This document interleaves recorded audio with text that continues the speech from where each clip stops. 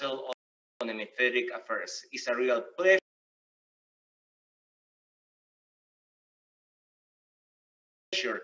to have this event. Is our first webinar here directly from Washington, D.C., also with some of our members, researchers, and academics also from New York, from the West Coast of the United States, and also from Mexico. It's a real pleasure to have today our guest of honor. Is someone who's been involved, I would say, at the hotspot of the news in the last months, in the last years as well, in terms of the country. We are talking about the Bolivarian Republic of Venezuela and the Minister of Foreign Affairs, Jorge Arreaza. We are going to have a couple of introductions. We're going to talk a little bit about the context of this webinar. We are facing very, very challenging times for the continent right now because of the coronavirus, because of the social and political struggle. So I want to give the mic first to my colleague and co-director of COHA, the Council on Hemispheric Affairs, Professor Fred Mills, who is going to introduce everything about COHA, why we are organizing this, and the position of COHA in the current context. Fred, you have the mic. Greetings, everyone. The Council on Hemispheric Affairs has been around since 1975. It was founded by its long-term director, Larry Burns, as a Washington-based independent research organization. And the aim of COHA was to promote the common interests of the hemisphere and encourage constructive U.S. policies towards Latin America.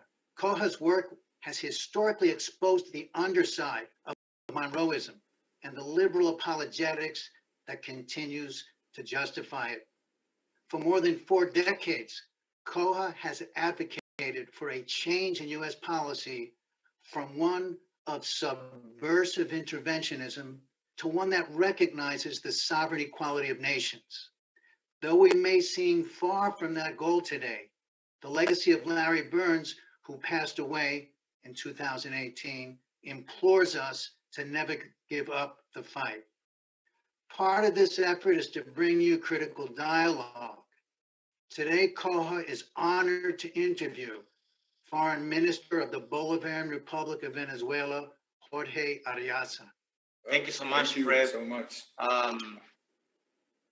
Thank you. And I didn't introduce myself. My name is Patricio Zamorano. I'm co-director of the Council on Hemispheric Affairs, and I'm extremely happy to introduce also our speakers today, who is going to help us with this dialogue. We have first Alina Duarte. She's an outstanding journalist, reporter, former Telesur employee, and who has been extremely involved in some of the struggles of Latin America these last months. She's been covering intensively, for example, the social unrest in Chile and Ecuador. And we're extremely happy that she's now our senior research fellow of the Council on Hemispheric Affairs. We also have Danny Shaw, who is an academic from New York, a very, very prestigious academic here in the United States, also specialized in Latin American affairs with a very intense presence in media outlets throughout the continent and the world. We also have, and I want to introduce also the Minister Jorge Arreaza. He has a degree in international study from the Central University of Venezuela, and he got the scholarship by the Gran Mariscal de Ayacucho. He has also worked as a journalist, so he's one of our peers as well, and he was appointed vice president of Venezuela between 2013 and 2016. Before that, he was also the Minister of Science and Technology from 2011 to 2013. Now he is in a very important position. He's the Minister of Foreign Affairs of the Bolivarian Republic of Venezuela. So thank you so much, Minister, for being with us tonight. Thank you, Patricio. We are really honored to be part of your think tank, of your group of giving ideas and trying to make things better between the peoples of North America, Latin America, the Americas. And in fact, we are in the middle of struggles, at least for the last 20 years, but we are happy to be prevailing with our people, with our democracy, and with our sovereignty. And the first question, Jorge, we want to ask you how you see the position of Venezuela right now in the current struggle. We know that Venezuela is trying to build an alternative to the U.S. political framework. The Bolivarian revolution has to be has to do with independence, has to do with a new way of finding new avenues for understanding among peoples. You are trying to integrate the continent in a different way. So basically, it's based on independence. And we now have this situation of the coronavirus, and which is a huge challenge. And at the same time, Venezuela is facing sanctions right now in the middle of this sanitary crisis, healthcare crisis. So how you locate, how you position Venezuela in the current struggle in terms of the need of generating this multipolar world, right? Yes, thank you. Well, I believe that Venezuela is in the epicenter of the events in this part of the world. And essentially because, as you said, we're trying to build our own way, our own path, our own democracy. And of course, we have also tried to consolidate our independence. Before the Bolivarian Revolution, Venezuela was turning into a new colony of the United States. The Venezuelan oil, petroleum was almost all for the US and at a very cheap price. And we didn't develop the other sectors of the economy. We were meant to produce crude oil and only crude oil. And we didn't integrate with our neighbors, with the countries of Latin America and the Caribbean. And with Comandante Chavez, with the revolution, we have built our own model. It's a flexible model. It's still being built. The construction is in a medium and long term, but we have recovered our independence. We have recovered our sovereignty. We are the owners of the natural resources of Venezuela. We have the largest oil reserves in the world. And of course, the fact that we have all these natural resources, that we have a revolution, that we have our own path, our own vision of what we want to build, that we don't want to depend on the United States. This has put Venezuela in the center of the attacks. We, in fact, are under sanctions at least since 2014. And I can say that today, for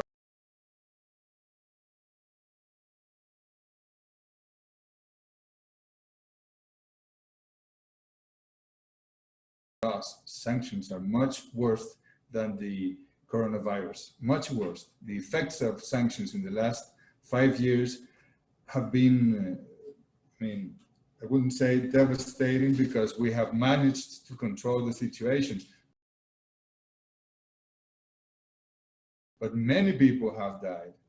Many people have gotten ill or sick because of the shortages of food or of medicine or medical equipment. And it's been hard when you cannot use the banking system at all, when you're persecuted, when your money, the money of the Venezuelans, of the 30 millions of Venezuelans, is persecuted or it's freezed, blocked all around the world, and you cannot buy medicine for your people, or you have to, as we have done, and President Maduro has done well in this, we have learned to do or to manage new ways, but it's not easy. It's not something that you can create from one day to the other. We have the Cuban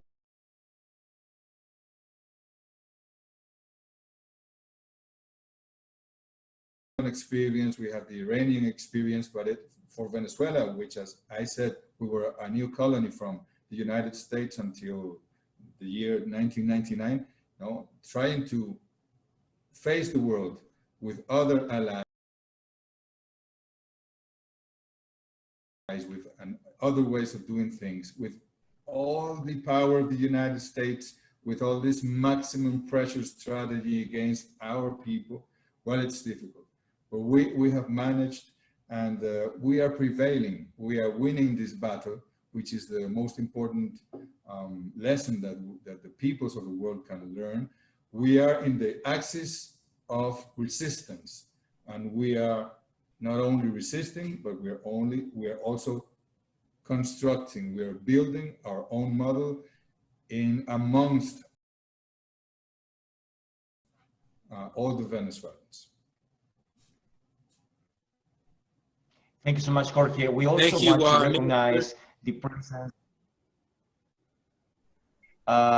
We also want to recognize the presence of Carlos Ron, who is the Vice Minister for North American Affairs. Thank you so much, Carlos, for helping organizing this event. We want to give now the mic to Professor Shaw. He has the first question of the night for you. Good evening, Minister. We'd like to ask you, could you bring us up to date right now? The 5 Iranian tankers are close to Venezuelan waters, and we know the Trump administration is doing everything to prevent their arrival in Venezuela. Could you bring us up to date with that situation and how it's playing out? Yeah, because of the sanctions, because of the blockade, we are having very difficult times with the shortages of gasoline in Venezuela for the industry, but also for the normal people, their cars, their transportation. It's difficult. So the United States is blocking not only our money, freezing the money, but it's threatening all the companies that can sell gasoline to Venezuela or the spare parts in order to repair our refineries and be able to produce our own gasoline, as it has always been that way. So there are other countries in the world, other regions. Iran is not only our friend, our ally, they are part of the OPEC. So was we from the first day, from the foundation, and we are doing a legal operation, buying gasoline for our people, especially during the pandemic, during the coronavirus. We need transportation. What happens if someone is ill and you cannot get to the hospital in time? So they die. So we need this to be solved as soon as possible. So we bought gasoline from Iran, and these 5 tankers are coming. And as soon as they get to the Venezuelan territorial waters, the sea, our economic, zone, exclusive zone, they're going to be escorted by the Venezuelan army, the Armada de Venezuela, so that they're not coming all together. They're coming one by one. And when each of them arrives, it's going to be escorted to the port, port where you can then distribute the gasoline because we really need it. This is legal. There's no provision in any law, in any international law that can stop this from happening. So we expect that the United States respects Iran's sovereignty, respects Venezuelan sovereignty, and they will not get involved in this operation.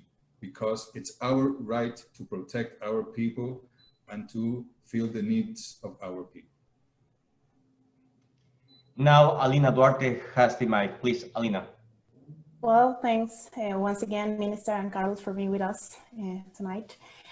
Something that has come to my mind every time I read about these Iranian fuel tanks is the possibility of creating a new multilateralism without the US being the intermediary of this situation. Do you think that there is a possibility of strengthening new ways of international cooperation?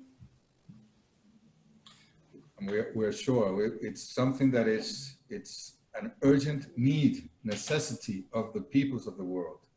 You know that Comandante Chavez always referred to Simón Bolívar when he said that we needed the balance, the equilibrium of the universe.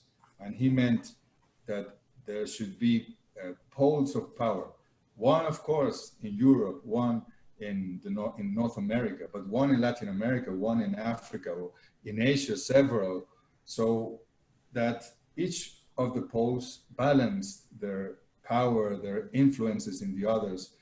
And President Chavez also said many times that we were trying to build a multicentric world, and that is the aim also of the revolution, to help this to happen.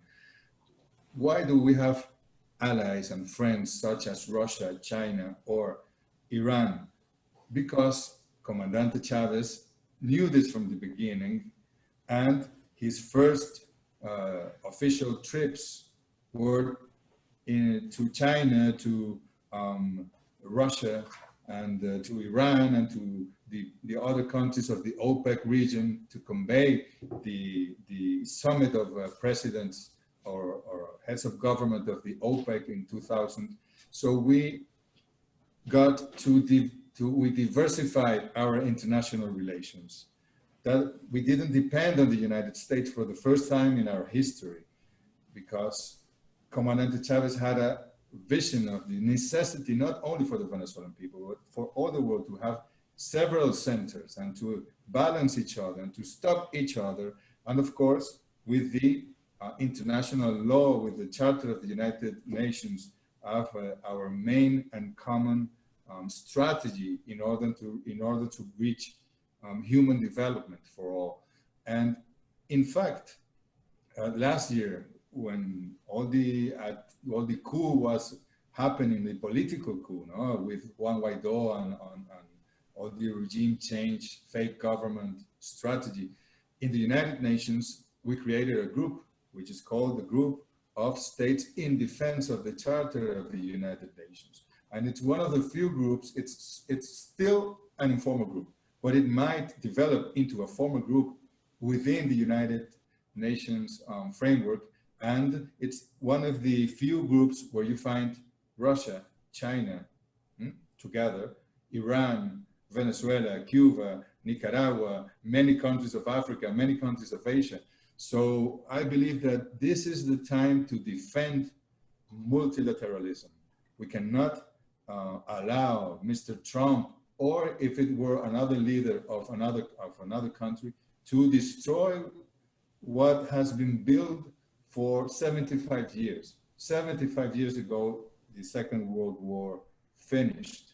The Soviets overthrew Hitler, and the Americans also through France helped for that important victory, and the atomic bomb in Japan, and all what the humanity suffered during those years. So we built another way of relations between the peoples, between the states, between the governments. So of course this has to be always updated, no? The people of the United States are the first victims of imperialism. And we believe that we have a lot of things, of goals that we share, and of sentiments, of feelings that we share as peoples of this continent, of America. And second of all, that of course you have to understand that the elite that rules, that governs in the United States, that complex, that military industrial complex, which now is technological and financial, wants to have control of the Venezuelan resources in order to feed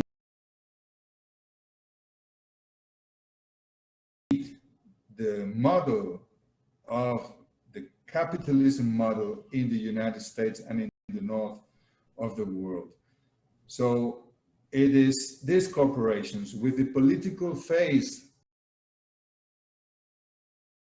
of the White House that want to have control of our resources, of our sovereignty, and we will not allow that to happen. So the United States people have to understand that we are almost leaving the country.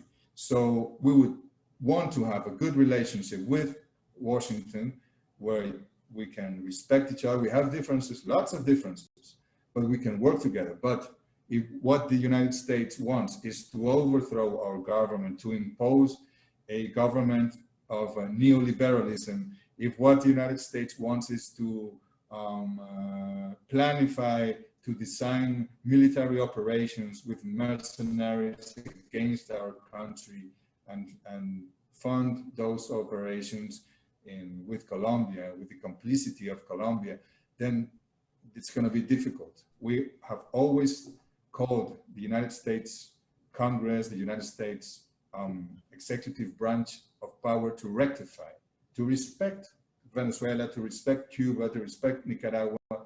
But until now, this has not been, we have not achieved this goal, but we'll try to do it. But we don't want soldiers of the United States dying in Venezuela. And of course, we don't want soldiers of the United States to kill Venezuelans. But if the US were to invade our country with their military force, we will respond. We know how to respond. And in spite of the differences, of the imbalance of our armies and armed systems, we know that, like the Vietnamese did, we would prevail, but it would be a catastrophe, both for your country and for our country. We don't want a war with the United States. We don't want a war against Venezuela. We don't want sanctions. We want to be respected. But then we have to, I don't know through which channel, we have to build a different kind of relation with the United States. And I think that the people of the United States can do a lot on pressing your own government or next government to stop interfering in Venezuela and trying to control our people and our resources, and to stop a war in our hemisphere. Minister, we know that the sanctions imposed by the US government are illegal. We know that. We know that also are illegal the sanctions against Cuba for more than 50 years. The United Nations is actually voting against those sanctions, and who knows how long the sanctions against Venezuela are gonna last. So my question, you can explain to us, since you work very close to the United Nations, in which way the Secretary General of the United Nations or his office are helping to solve this unjust situation against the Venezuelan economy, the Venezuelan assets in the United States, and all these policies that are basically illegal. In which way United Nations is helping you, is helping the Venezuelan cause or not? Yes, thank you. I must say that I believe that there are enough tools in the multilateral system, in the legal provisions, in the spirit of the United Nations, as to stop the United States from imposing sanctions or from imposing wars to other countries and other peoples. But I must also say that there is not enough courage from the United Nations instances, no? In order to really face the United States and tell the United States and that they cannot do whatever they want to do, that they have to respect if they signed the Charter of the United Nations, which was signed in San Francisco, California. If the headquarters of the United Nations, the main headquarters, are in New York, then you have to comply with international law. But I must say that, of course, we always keep the Secretary General Antonio Guterres updated with the information. I know that he tries, that he sends messages, that he has said something to Pompeo, that he says something to Elliot Abrams, but it's not that. We're not looking for mediation here. With the United Nations has to stop this from happening. No member of the United Nations can be allowed to do what the United States is doing. So we believe that in the United Nations General Assembly, as it has been proved with the Cuban vote year over year, I mean, they're the majority, the large majority of the governments and of the peoples, even larger, but at least of the governments of the world oppose the unilateralism from the United States. The Security Council, because of the rules of the Security Council, it's impossible. I mean, yesterday last week there was a discussion, a debate about Venezuela, and the Russians presented a draft, the resolution draft, that was, everything there was enshrined in the provisions of the Charter of the United Nations. But the Americans, the Europeans, said they would not approve it. They vetoed the resolution. So it's impossible to use that council. We have the support of China. We have the support of Russia, especially, and other non-permanent members of the Council of Security of the United Nations, the Security Council, but it's useless when you have this veto that allows things like what happens in Palestine. Governments do not really speak for the peoples. They speak for the corporations. They speak for the elites, for the oligarchies of many countries. Others, they more or less, they have different compositions, and some in the government speak for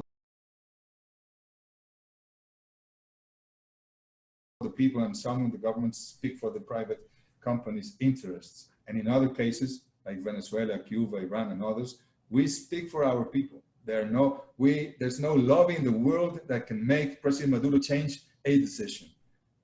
And there's no company in the world that can tell me what to say or what to do, or company in the world that can tell our lawmakers from the revolution which law they should draft or propose.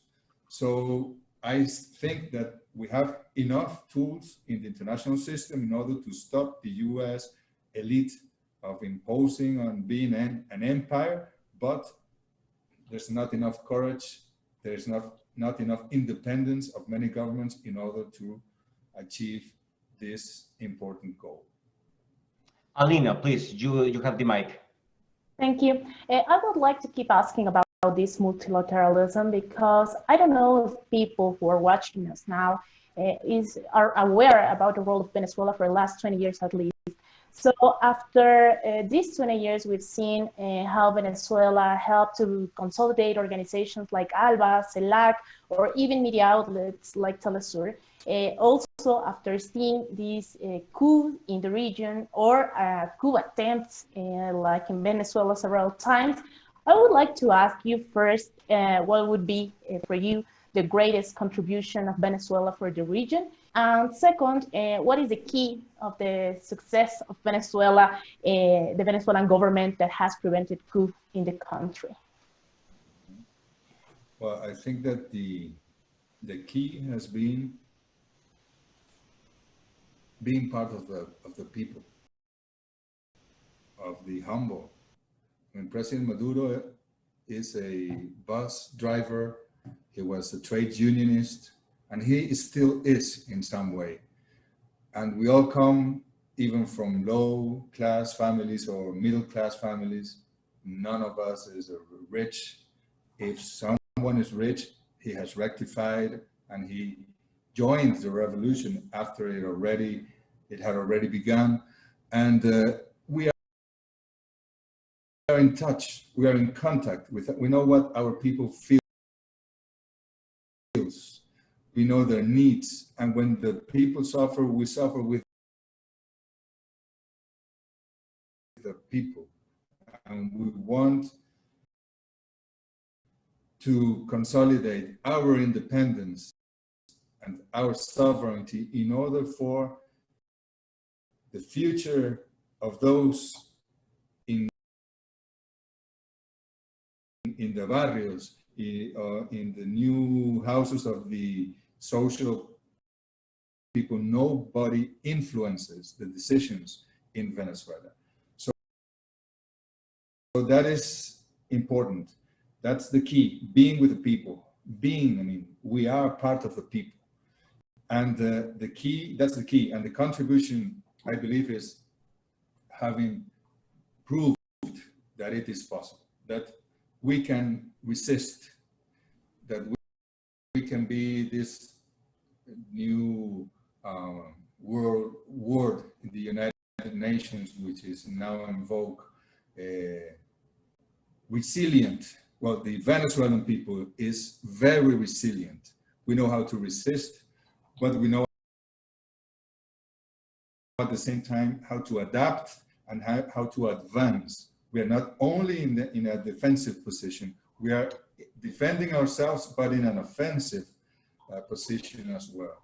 And this is important for the peoples of Latin America and the Caribbean, and for the peoples of the South. I mean, it's been 20 years of aggressions. There was a coup d'etat in 2002. There was an imposed referendum in 2004. There was this opposition doing violent politics in the streets for 3-4 times already in the last 15 years.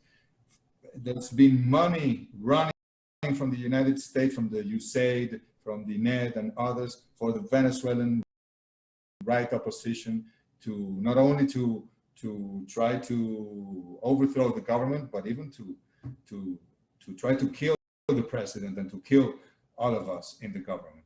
So I believe that this resistance of Venezuela, I feel respected in the world when I travel to the United Nations or to other countries, because of the capacity of resistance that we have showed, that we have proved that we are able to. So it's that, I think it's the main contribution, and we can build a model where the people rules, where the people are the those who decide, and not the bourgeois or the companies or the corporations. I think that is the main signal that we have given the world. Thank you, Minister. We have now a question from Professor Shaw about the refugees. Minister Arreaza, how is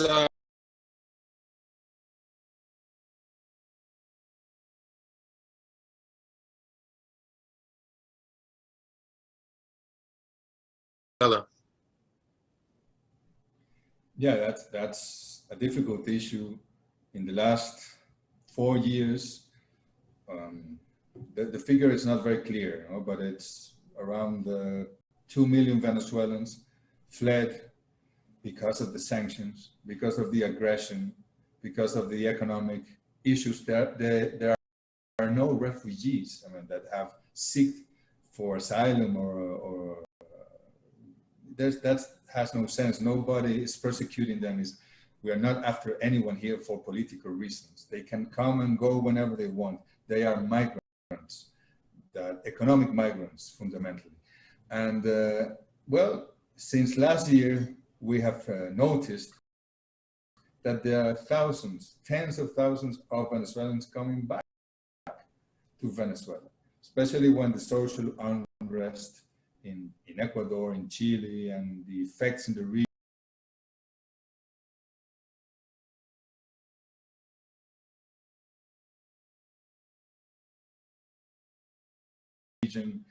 and they have been segregated until now, and I believe that we will have control of the pandemic. The only important focus of cases are coming from Colombia, from Brazil, from Ecuador, from Peru. The Venezuelans, yesterday we had 70 positive cases reported. The day after yesterday, the day before yesterday, 77. And out of the, at least 65 out of the 77 came from Brazil or from Colombia. So it's not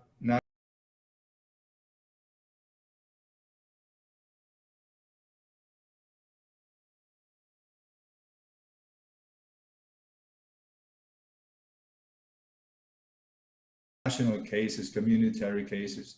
We are importing those cases daily. At the moment, we are receiving thousands, and we have a system with the armed forces, with the health ministry, and they are kept in good places, in how do you say, shelters, specially designed for the not to allow the COVID transmission in the borders, whether in Táchira, in Bolívar, in Santa Elena, Guairén, in Apure, and there's a special medical treatment for them. They have to be there for 2 weeks. Of course, the tests are there for them to be tested when it's needed, and then when they come to the cities where they are originally from, Caracas, Maracay, Valencia, there's also medical supervision there. But it's the only important focus that we have comes from these countries, because, I mean, there was a flight that there's a program, the Venezuelan program called Vuelta a la Patria. This was an idea from President Maduro. With our airplanes from Conviasa, our airline, we send these flights to Peru, to Ecuador, to Chile, to Argentina, absolutely free, to bring Venezuelans back. And there was a flight last week, and from out of 215 Venezuelans, all sleeping in houses of friends, I mean, almost 50% of the passengers in the flight were positive for COVID-19. That means that in Peru, almost half of the population. In Ecuador, we saw what happened in Guayaquil.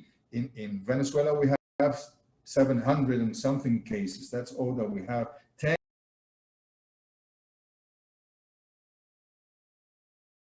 10 people have died. Compare these figures to the figures in the United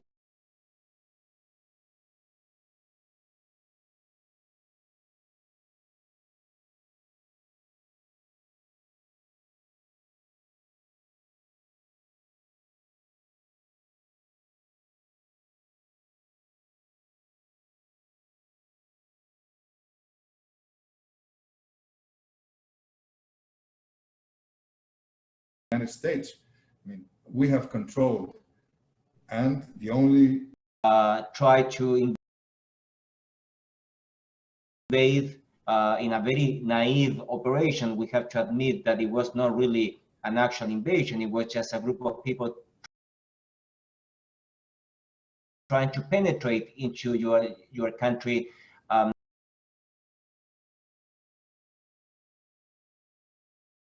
It was a huge failure, but more than the actual technicality of the failure, it was also a policy. Signed papers, signed contracts, everything is proof, is transparent. It's impossible to avoid the actual information is out there. Juan Guaido was thinking about paying more than $200 million to this mercenary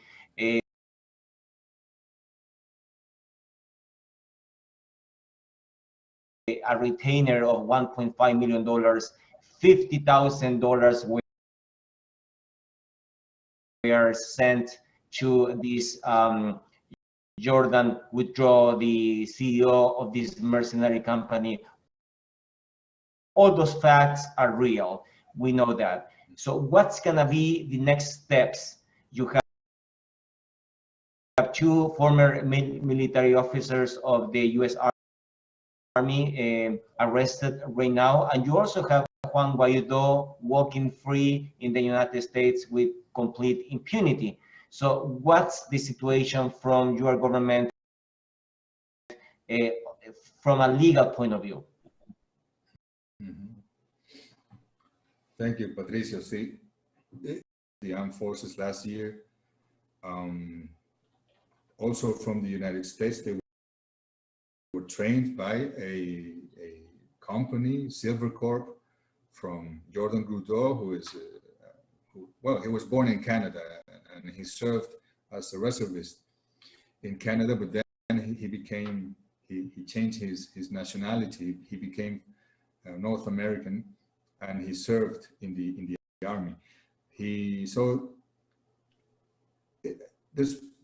There was more behind what happened. Maybe we just saw the, how do you say, the punta del iceberg? The tip of the iceberg. The tip of the iceberg.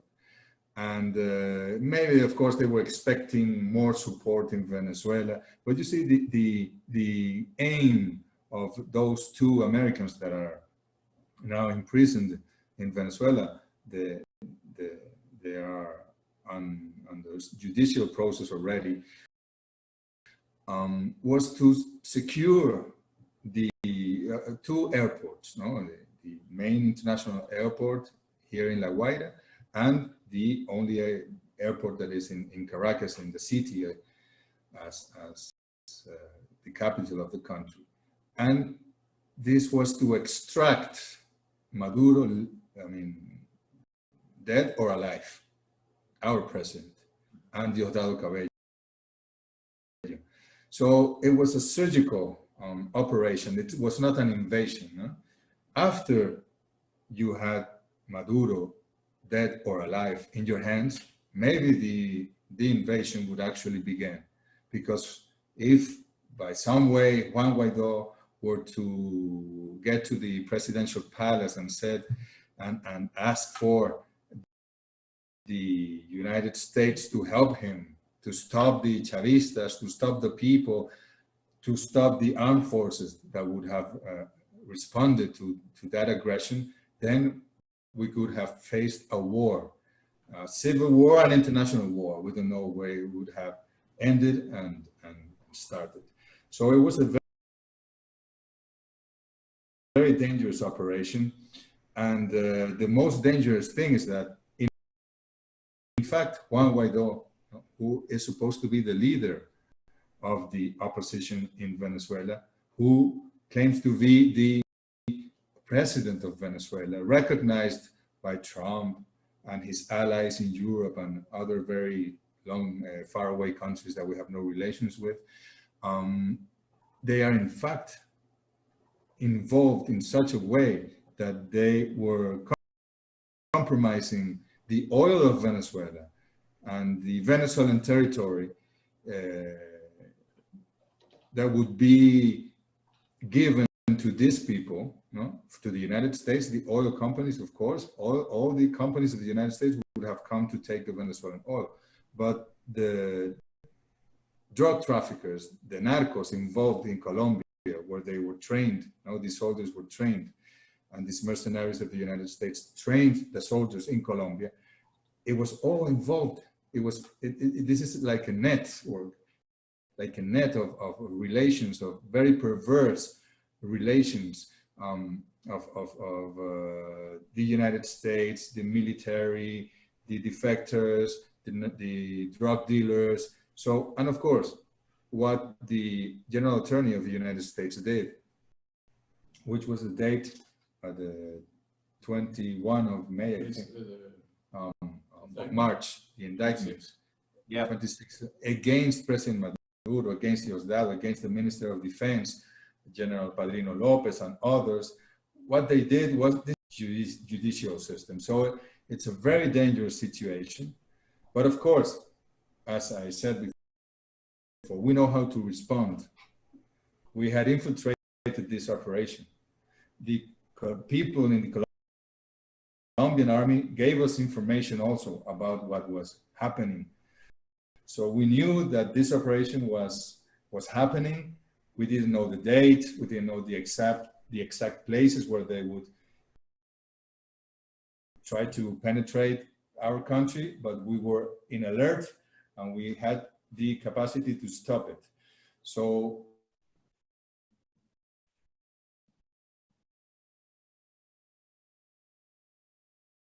Venezuelan people, and we were successful, and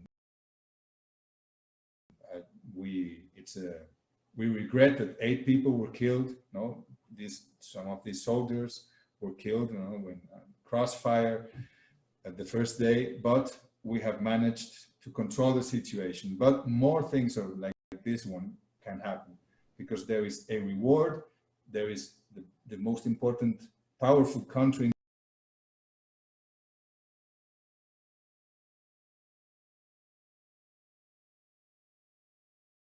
in the world is supporting these kind of operations. So we will always be in alert, and we will try to scamming. But you just said that you had certain information from the Colombian intelligence organizations, or maybe police, or any Colombian entity. So if that's so, why then they didn't arrest this group? They arrested Alcalá just before for drug trafficking. So we analysts from the United States, we are wondering why Colombian authorities didn't arrest them. That's a good question. I mean, Alcalá was not arrested. He was extracted by the DEA. He didn't go to a tribunal or to the Fiscalía, to the attorney. He was not imprisoned in Colombia. He was not detained in Colombia. Although he made a phone call from his house in Barranquilla, Colombia, to a national radio in Colombia, and he said that the weapons were his, and that he was planning an operation, and that there were camps, training camps in that region of Colombia, and that he was the head of this operation. So 48 hours have passed and nothing happened to him. Then he was taken by the intelligence of Colombia to the airport, and he even hugged the people of the intelligence of Colombia, saying goodbye, and he was well received in that VIP plane that took him back to the United States. Colombia is completely involved. I mean, the United States tells Colombia what to do to attack Venezuela, and they are doing it. These people were trained in Colombia,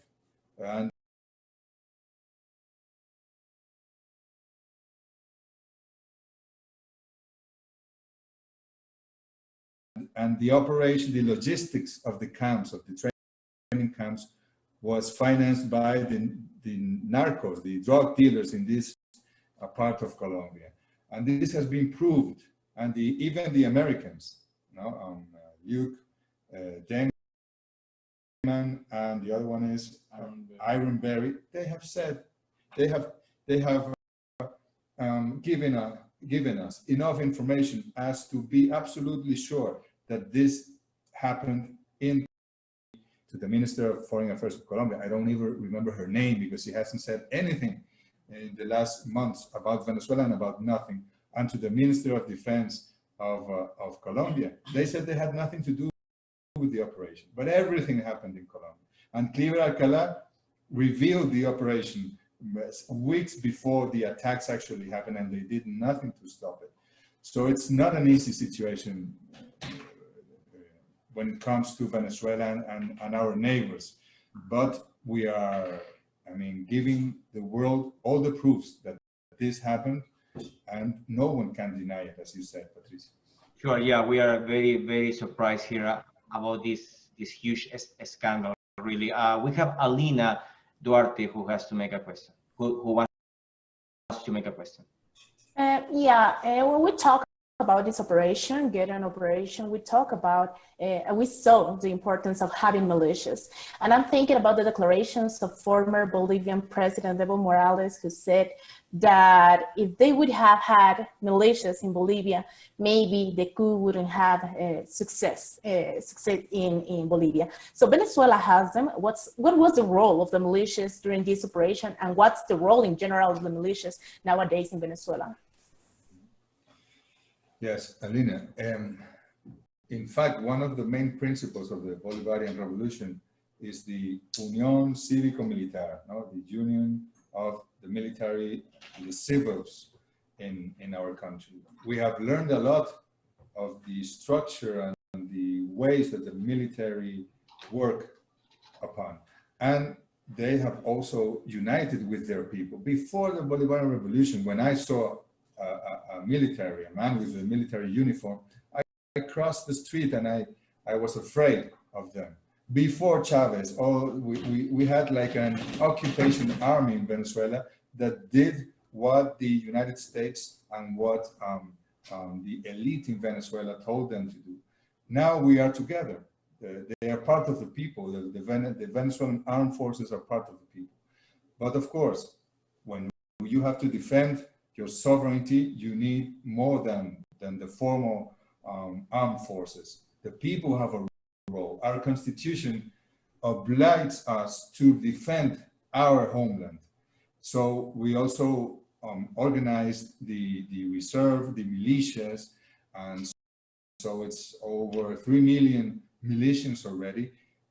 They don't all have weapons. They know what they have to do when it comes to an invasion, when it comes to defending their homeland. And we saw it, what happened in Sepe or in Chuao, where the 2 Americans were detained, not by the armed forces, but by the people, the fishermen and people of the militia who are fishermen, because anyone can be part of the militia. And you saw the photographs of these 2 people and other Venezuelans, but these 2 Americans lying and being, how do you say, tied, como la caña de pescar, with the fishing, fishing rope. So that the Venezuelan Amazing. people is also aware that they have to defend with the instruments that we have. If you have a gun, it's with a gun. If you have a missile, it's with a missile. But if you have a knife or a broom, then it's with a knife or a broom. But you have to defend the Venezuelan people and defend our existence in this world. Thank you so much. We have a question, I think, from Dan regarding the legal situation of Juan Guaidó. Dan, please.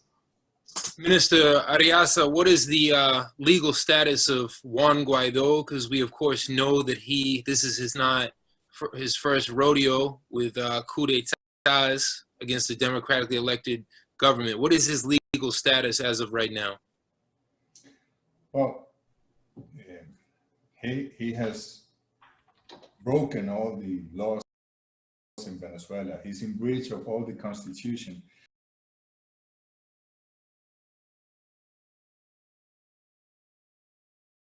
And of course, he's a member of the National Assembly.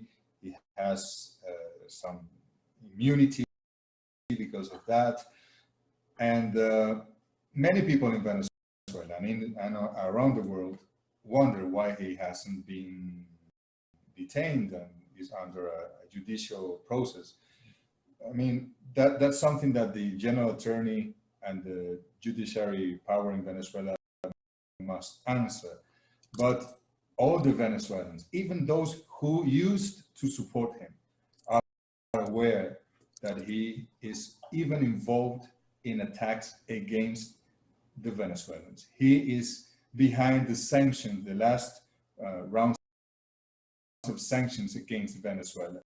But from the executive branch, I cannot be held accountable for his case, and neither President Maduro. So we hope that justice happens and that the judiciary does what they have to do.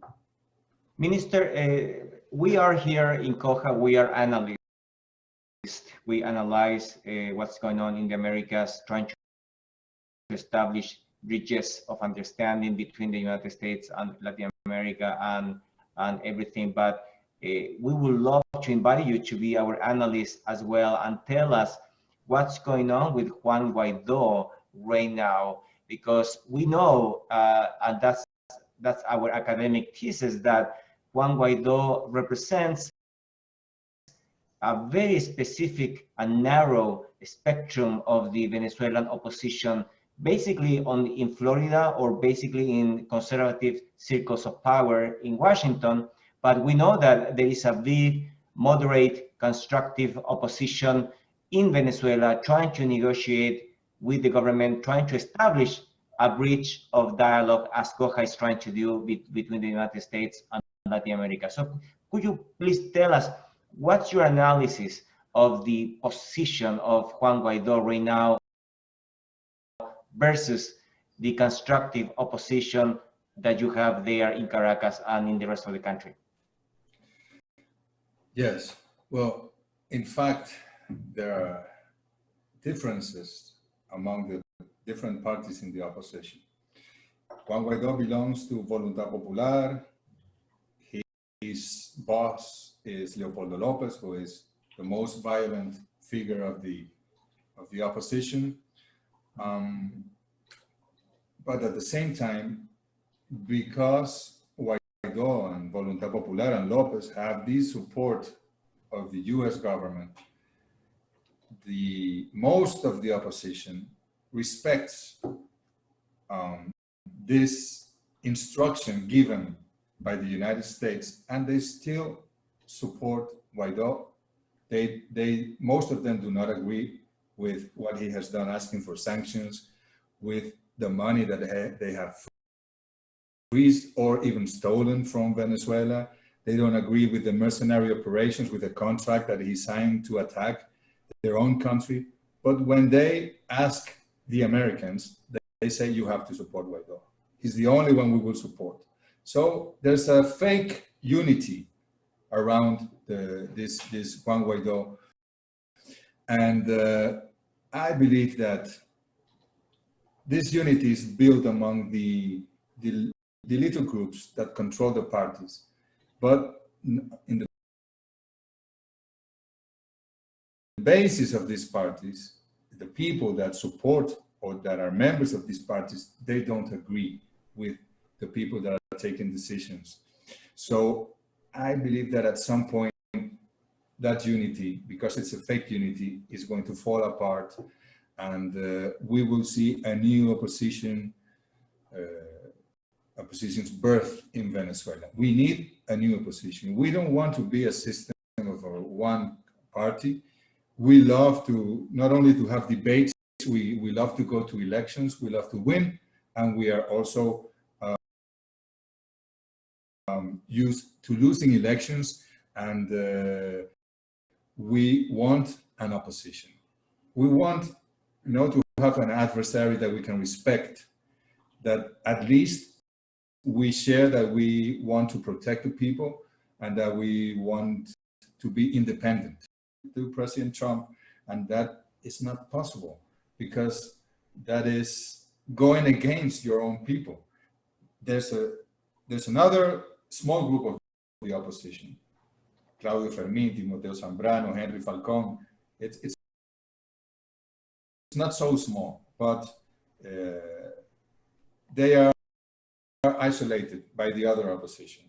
No, Guaido doesn't listen to them. Much less the Americans will listen to them. But I believe that they are like the seed of a new opposition that we need as a country, as a society, And I hope that that happens. But they have to definitely abandon Guaido, and they have to understand that we cannot confront through violent means. That's why we have ideas to confront with, and the ballots and the votes to confront with. And we are almost closing the night, Minister. We want to ask you, how do you see the future? Venezuela is struggling, is surviving amazingly with all these attacks, but we have a virus crisis. And we also have a very interesting new wave of progressive governments that are actually returning to the sphere, to the political arena. How do you see the future in the new context for Venezuela? For the future for the world is going to be different after these circumstances, this coronavirus. I think that the peoples, the human beings, are rethinking, are reflecting about humanity and the system that we have organized, and how we need strong states. I'm not saying that there should be socialism all over the world and only one, and the state controls everything. No, that's not even what we are proposing for Venezuela. We're proposing our socialism where the state is the main actor, but it's not at all the only actor of the society.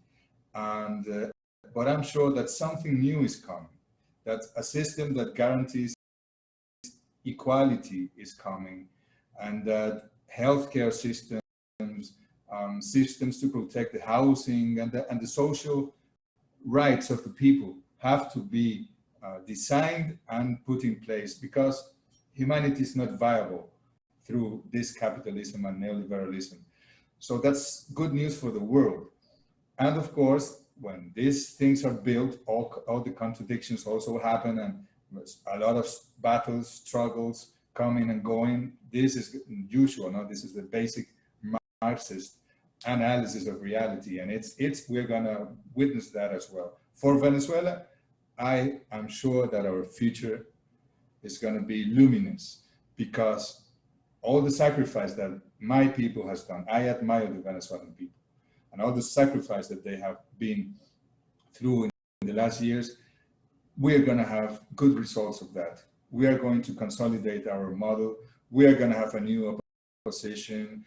We are going to restore our economy. I am sure that with or without sanctions, we will learn how to recover our different economic sectors. And I am sure that you're going to be surprised. If you were to ask, if you had asked me this question 3 years ago, it was different to believe that we would be in power 3 years after. But we are not only in power, we are in a much better situation than 3 years ago, 2 years ago, and 1 year ago. And this is going to be happening. We are going to see a strong Venezuela. We're going to see a united Venezuela, and the world is going to respect Venezuela. And we will see a united Latin America and the Caribbean. And I really hope to see a united, that's how you call it, the hemisphere. I don't believe in the word hemisphere. That's something for the debate of Cohen. I believe this is a continent, and there are two clear Americas, North America and Latin America and the Caribbean.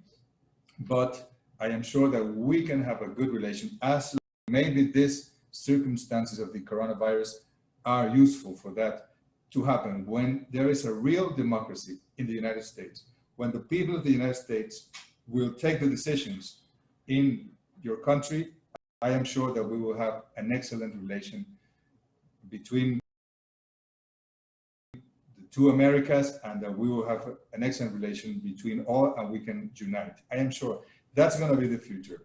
It's not going to be easy. There's people that will fight, more sacrifices.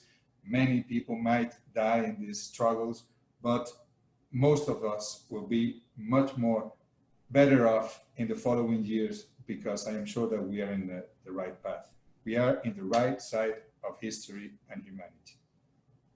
Thank you so much, Minister. We really appreciate your time. Professor Mills will close the night. Before that, I just want to thank our senior research fellow, Alina Duarte and Danny Shaw. We also have some editorial board members. We have Roger Harris, Jill Clark, and William Camacaro from Venezuela.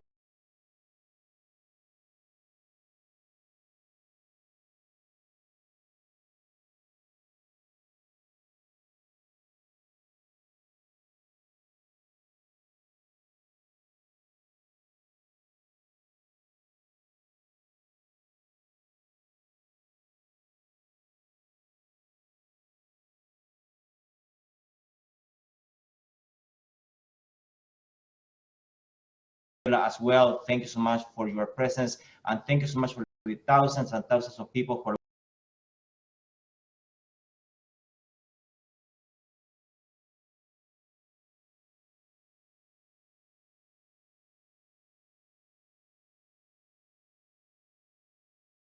the council recognizes that we already live in a multi-horizon is really unconscionable.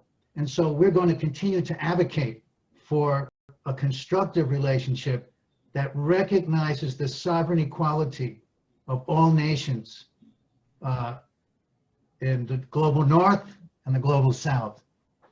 And we think that dialogues like this can make some contribution to help us get there. Thank you very much,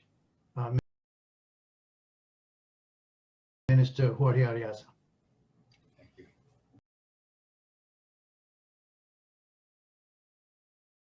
Thank you, and good night to everyone.